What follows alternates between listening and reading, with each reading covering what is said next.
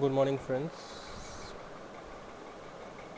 This is the project of Boston house pricing prediction given by the Sci-Fi Labs.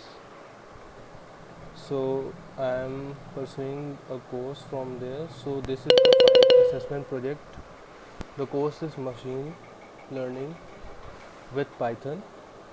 So coming to the project. So here is my project. The project is Boston housing prediction.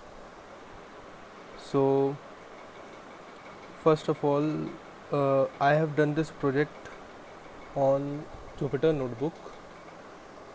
You can do in any of the EIDs like PyCharm, Spider, or anything else.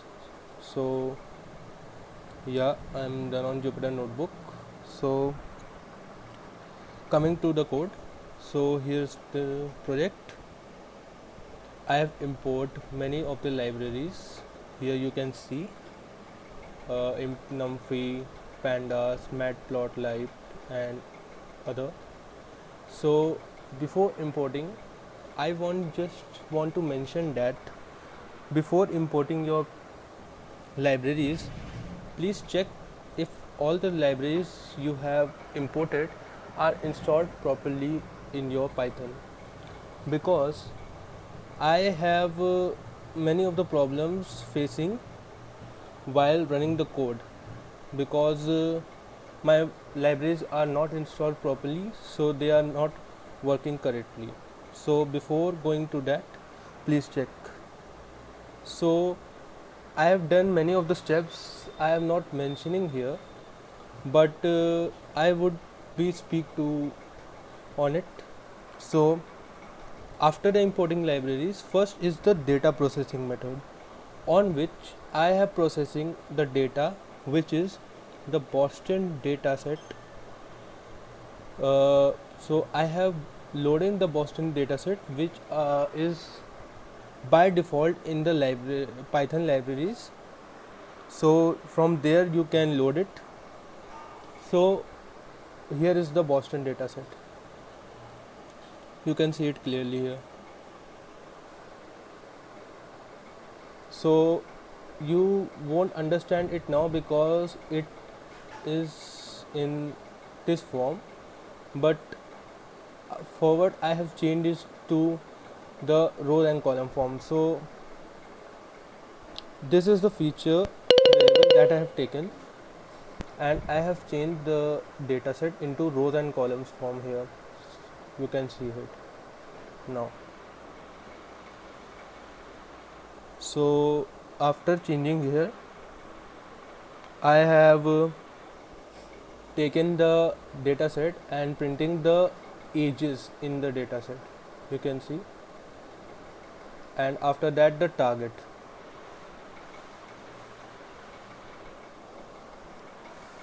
Yeah, I have printed the target here. So this is how we are printing the target, because you can see above there is no target mentioned. Yeah, so it is by default, it won't show, so we have shown it here, and I have taken out the maximum target value and the minimum target value, and I have concatenate it. Concatenate means, you know, that binding two data or any other thing together. Yeah, so here is the final result we have got, and here is the target value which were not shown above here, and now it's shown here. So this is our target value. So I have shown in here. Now the next step, that is data visualization. So for data visualization, I have taken out we have taken out the data, and we have plotting the data in the form of this.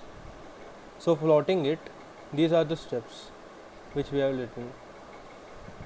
If you understand it or not, I don't think so, but these are can be understandable if you know the Python language. So here is the data for, and this is used in Matplotlib because Matplotlib is used for this purpose only, plotting the data in graph form. So I have plotted here, and here you can see the graph. The maximum value I have given here, lalstat is here, lstat, and it is here. And after that we are taking the lalstat value and target value here. So you can see clearly here. Now moving further, I have taken x scalar and y scalar here for minimum value and maximum value in x and y axes. You can see, and after that I have given the variable names here, defining it, xtrain, xtest, yeah, and be sure you mention the variable name because it will be very difficult after that. So you mention it above, while after executing the code it will be easy for you. So after that I am making a def error function which take out the error value here and prediction value.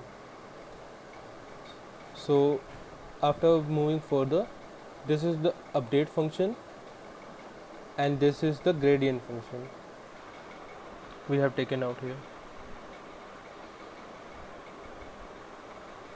So, and I didn't mention here that this process is called as normalizing of data. So we normalize the data into simpler forms. So this is the normalize function, and after that it is the splitting function. Splitting function means fitting data in equal sets. So here is the data, and I have mentioned above here, this is the variable names for this. So here, and here we can see the values M or C, the error values. Now, and after the values we can get, we can plot it easily on a graph. So here is the plot, we have putting the values in it, you can see easily. And I also didn't mention you that these following steps are the three functions which are used for mean square error, because our finally and the main objective is to find out the mean square error. So these are the three steps for the mean square error. So by that you can easily find out it. And here is the predicted value, and by prediction we can take out the mean square error, which is this here. We have taken out the mean square error, and after we have got the mean square error, we can put all the values. We can get predicted value, mean square error value, and y-test value here to plot it and print how it would come. So here is the values, and after the getting values we can plot it another graph showing of the predicted y-test values.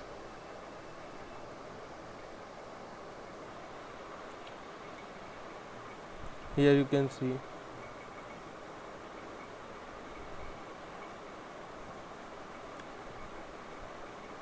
easily, it would be easily understandable. And after that it would be here to visualization the model.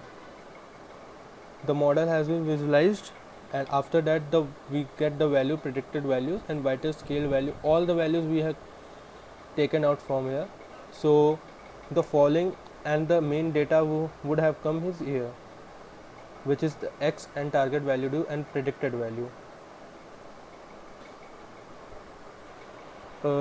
So here is my project, and I would only say that I don't think I completely could be understandable to you, but I have made efforts to do it.